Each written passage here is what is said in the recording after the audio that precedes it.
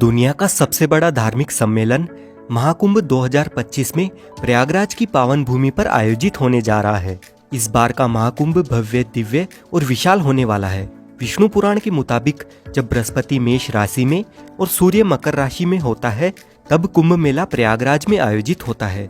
कुंभ मेला हिंदू धर्म का एक प्रमुख धार्मिक पर्व है, जो हर 12 साल में आयोजित किया जाता है। महाकुंभ 13 जनवरी 2025 से 26 फरवरी 2025 तक प्रयागराज में होगा। इस भव्य और दिव्य महाकुंभ में लगभग 40 करोड़ से ज्यादा श्रद्धालुओं के आने की संभावना है। हिंदू मान्यताओं के अनुसार कुंभ में शाही स्नान करने से समस्त पापों का नाश होता है और व्यक्ति को मोक्ष की प्राप्ति होती है। कुंभ के दौरान विशेष रूप से पवित्र नदियों में स्नान करने से आत्मा शुद्ध होती है। शाही स्नान कुंभ मेले की मुख्य विशेषता है। यह स्नान साधु संत, महात्मा, अन्य तीर्थ यात्रियों के लिए एक विशेष अवसर होता है। कुंभ मेले के शाही स्नान को पुण्य स्नान भी माना जाता है, क्योंकि इसे करने से व्यक्ति को पुण्य की प्राप्ति होती है। यह एक प्रकार का भक्ति और समर्पण है, जहाँ व्यक्ति अपने जीवन के सभी दुख और कठिनाइयों को भगवान के चरणों में समर्पित करता है और आशीर्वाद प्राप्त करने का प्रयास करता है। कुंभ मेले का शाही स्नान न केवल एक धार्मिक अनुष्ठान है, बल्कि यह भारतीय संस्कृति, परंपरा और आस्था का एक सुंदर उदाहरण है। प्रयागराज में लगने वाले महाकुंभ का महत्व सबसे ज्यादा इसीलिए है क्योंकि प्रयागराज सबसे प्राचीन शहरों में से एक है और यहाँ विशेष रूप से 3 नदियों का त्रिवेणी संगम है। माँ गंगा, यमुना और अदृश्य माँ सरस्वती के संगम यानी मिलन बिंदु को त्रिवेणी संगम के नाम से जाना जाता है और इसी पवित्र त्रिवेणी संगम पर स्थित होने की वजह से इस स्थान को प्रयागराज कहा जाता है। पौराणिक ग्रंथों के अनुसार प्रयागराज तीर्थराज है, यानी सभी तीर्थों का राजा। प्रयागराज में प्रतिवर्ष माघ मेला, हर 6 वर्ष में अर्ध कुंभ मेला और हर 12 साल में महाकुंभ का आयोजन होता है। तो दोस्तों, अगर आप भी 2025 के महाकुंभ में आना चाहते हैं तो आपको इस वीडियो में महाकुंभ के बारे में संपूर्ण जानकारी मिलेगी। जैसे आप प्रयागराज महाकुंभ 2025 में कैसे आ सकते हैं, महाकुंभ में रहने की और खाने पीने की क्या क्या सुविधा उपलब्ध रहेगी, एकदम सस्ते में आप कहां पर रुक सकते हैं और टेंट बुकिंग कैसे कर सकते हैं। साथ ही महाकुंभ के अलावा प्रयागराज में आप एक दिन में कहां पर घूम सकते हैं, शाही स्नान की तिथियां कौन सी है और महाकुंभ में घूमने का कितना खर्चा आएगा, ऐसी कंप्लीट इन्फॉर्मेशन आपको इस वीडियो में मिलेगी।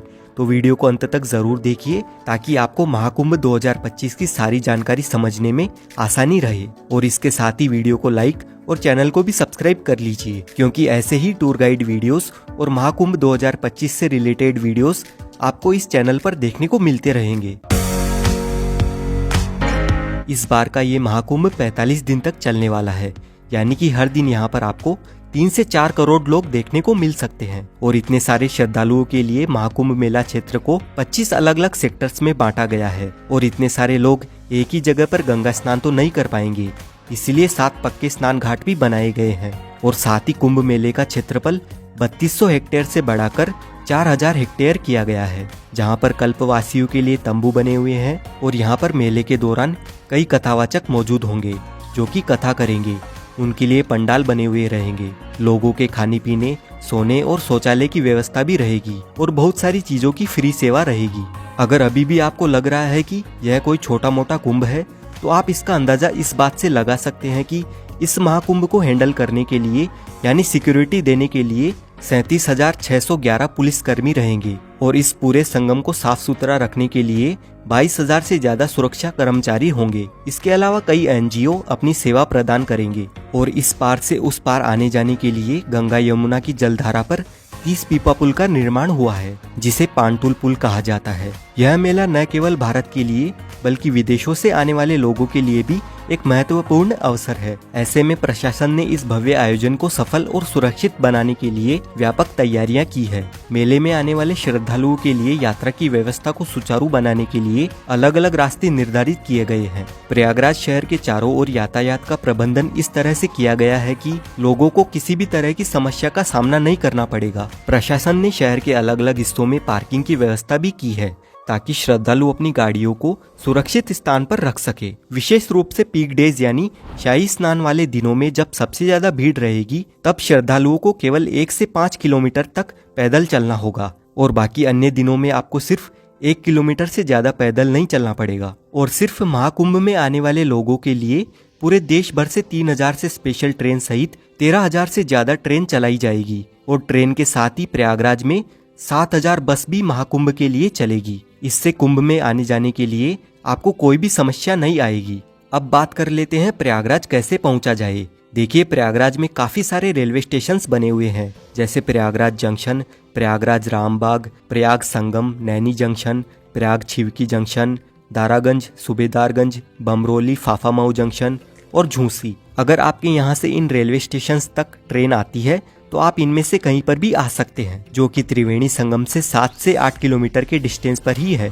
वैसे सबसे नज़दीकी रेलवे स्टेशन की अगर हम बात करें तो प्रयागराज जंक्शन, प्रयागराज छिवकी, प्रयागराज रामबाग और प्रयागराज संगम ये नज़दीकी रेलवे स्टेशन है। प्रयागराज के लिए इंडिया के सभी मुख्य रेलवे स्टेशनों से रेल कनेक्टिविटी इजीली अवेलेबल है, तो आप बाय ट्रेन यहाँ तक आसानी से पहुँच सकते हैं। रेलवे स्टेशन तक आने के बाद संगम तक पहुँचने के लिए आपको रेलवे स्टेशन के बाहर से ही 20 रुपए के चार्ज पर शेयरिंग ई रिक्शा मिल जाएगा। प्रयागराज पहुँचने के बाद सबसे ज़रूरी बात रहती है यहाँ पर रहने की क्या सुविधा है और टेंट बुकिंग कैसे करें।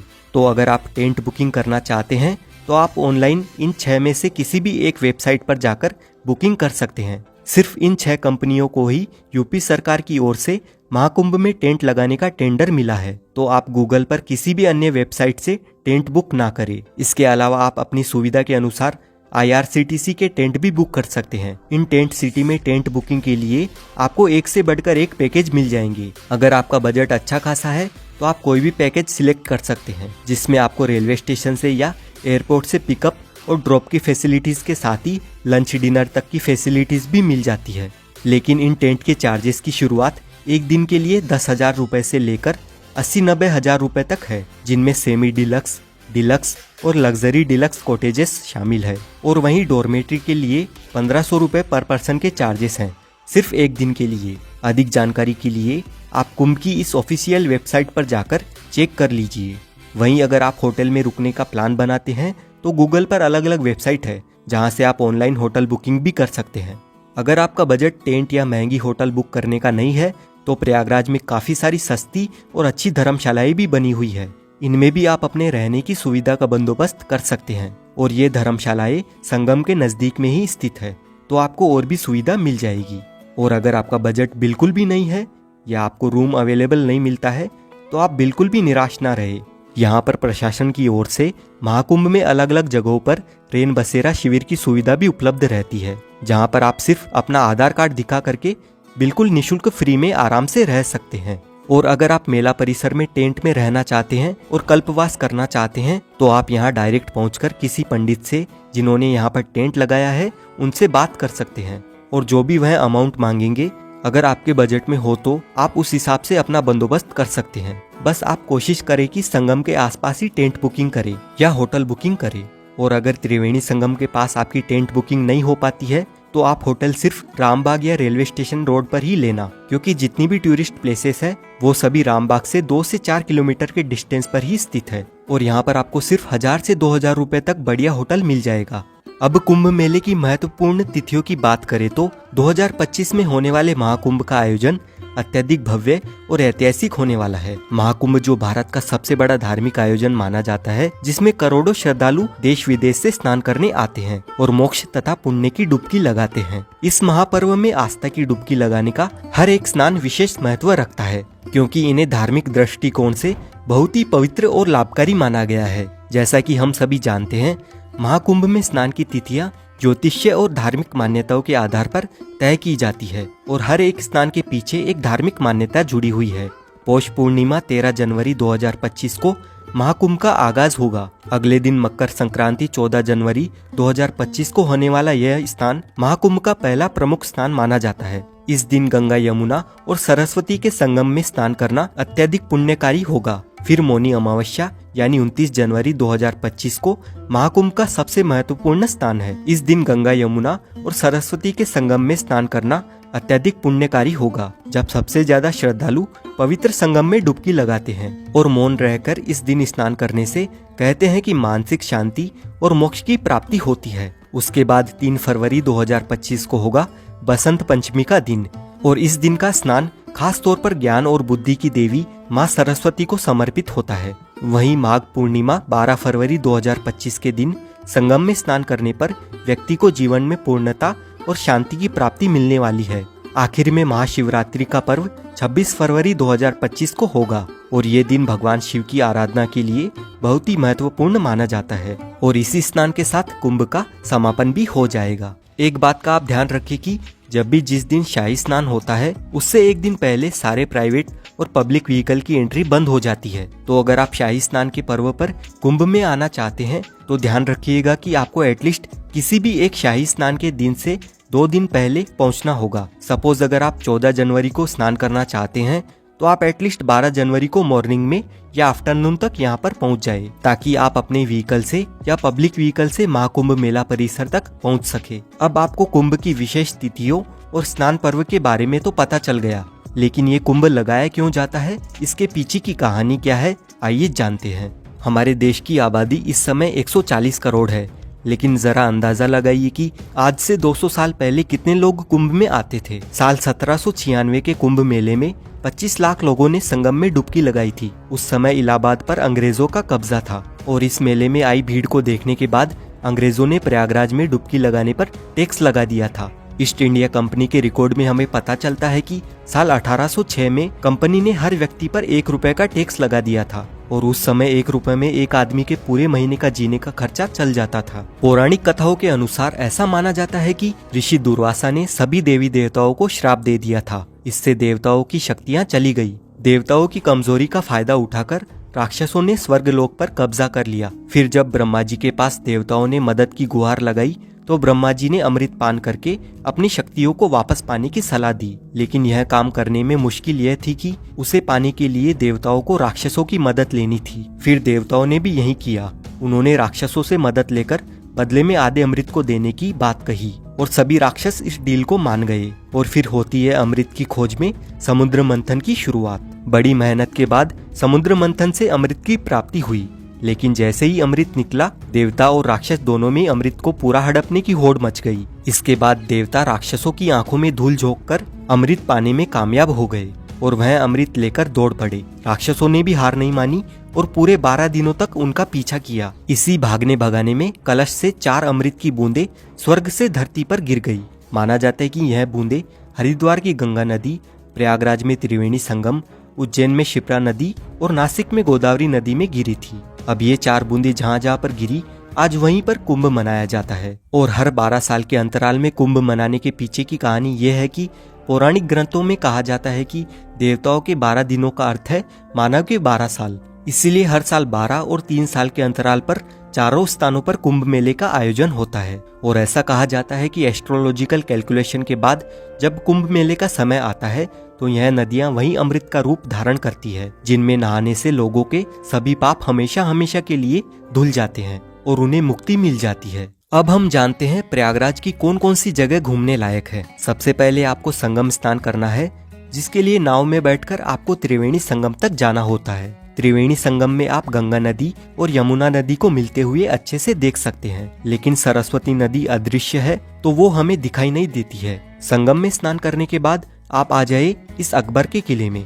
इस किले के अंदर है ये अक्षयवट, जो कि इतना प्राचीन है कि 4 युगों से भगवान विष्णु से लेकर 5 पांडव यहाँ तक आ चुके हैं। यहीं पर पातालपुरी मंदिर बना हुआ है, जिसका इतिहास काफी रोचक है और यहाँ से पास में ही श्री बड़े हनुमान जी का मंदिर है। इस मंदिर में हनुमान जी लेटी हुई मुद्रा में अपने भक्तों को दर्शन देते हैं और इस मंदिर का इतिहास भी काफी प्राचीन है। लेटे हुए हनुमान जी के दर्शन करने के बाद यहाँ से 200 मीटर दूर आप आ जाइए आदिशंकर विमान मंडपम मंदिर में। ये मंदिर प्रयागराज का प्रसिद्ध मंदिर है। द्रविड़ संस्कृति में मंडप यानी मंदिर का प्रवेश द्वार होता है, जो कि स्तंभों पर टिका होता है। जैसे ये मंदिर 16 खंभों पर टिका हुआ है और मंदिर के ऊपर का गुंबद विमान कहलाता है, इसीलिए इस मंदिर का नाम है आदिशंकर विमान मंडपम। और इस मंदिर में हमें काफी सारे देवी देवताओं के दर्शन मिलते हैं। संगम पर सभी मुख्य प्लेसेस घूमने के बाद आप आ जाइए अलोपी देवी मंदिर में। माँ अलोपी देवी मंदिर 51 शक्तिपीठों में से एक है और यहाँ पर माता सती के दाहिने हाथ का पंजा कटकर गिरा था। यहाँ से अब हम जाएंगे भारद्वाज पार्क और उनके आश्रम में। लेकिन वहाँ जाने से पहले दोस्तों, अगर आप लंच करना चाहेंगे तो प्रयागराज में काफी सारे रेस्टोरेंट्स मिल जाएंगे, तो आप यहाँ पर लंच, डिनर और ब्रेकफास्ट कर सकते हैं। अब दोस्तों, भारद्वाज आश्रम के आसपास ही बाकी की टूरिस्ट प्लेसेस मौजूद है और सबसे पहले हम जाएंगे भारद्वाज पार्क। यहाँ पर आपको भारद्वाज मुनि की बड़ी सी मूर्ति देखने को मिलती है और साथ ही इस पार्क में हमें भारद्वाज आश्रम की छोटी सी झलक भी दिखाई देती है। और यहीं से 250 मीटर दूर भारद्वाज आश्रम स्थित है। अपने वनवास के दौरान श्री राम जी सबसे पहले यहाँ पर आए थे। भारद्वाज मुनि का ये आश्रम त्रेता युग का है और कहा जाता है कि कुंभ मेले के प्रवर्तक भी भारद्वाज मुनि ही थे। भारद्वाज आश्रम के पास में ही आनंद भवन बना हुआ है। यहाँ की एंट्री टिकट 30 रुपए और 100 रुपए की है। इस भवन में आपको पुराने जमाने की काफी सारी एंटिक चीजें देखने को मिलती है। इस भवन में जवाहरलाल नेहरू, इंदिरा गांधी, महात्मा गांधी जी रहा करते थे, तो उनकी काफी सारी यादें यहाँ पर संजोकर रखी हुई है।